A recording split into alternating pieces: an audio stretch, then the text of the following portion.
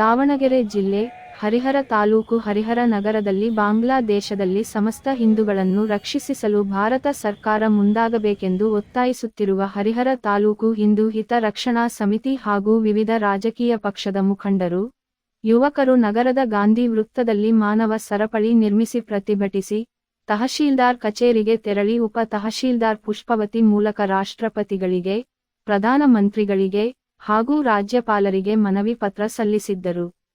Firoz Irfan MH, SJC news Kannada Harihara.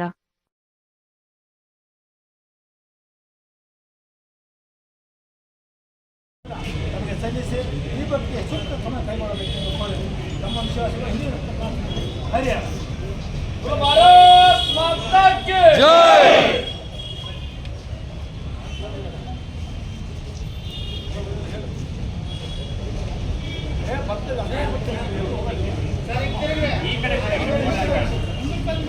बोलो भारत माता की जय. बोलो भारत माता की जय. ನಾವೆಲ್ಲ ಹಿಂದೂ, ನಾವೆಲ್ಲ ಒಂದು, ನಾವೆಲ್ಲ ಹಿಂದೂ, ನಾವೆಲ್ಲ ಒಂದು. ರಕ್ಷಿಸಿ ರಕ್ಷಿಸಿ ಬಾಂಗ್ಲಾ ಹಿಂದೂಗಳನ್ನು ರಕ್ಷಿಸಿ, ರಕ್ಷಿಸಿ ರಕ್ಷಿಸಿ ಬಾಂಗ್ಲಾ ಹಿಂದೂಗಳನ್ನು ರಕ್ಷಿಸಿ. ಆವಾಜ್ ದೋ ಹಮೇं ಜೈ, ಆವಾಜ್ ದೋ ಹಮೇं ಜೈ. बोलो भारत माता की जय. ಸನಾತನ ಹಿಂದೂ ಧರ್ಮಕ್ಕೆ ಜೈ.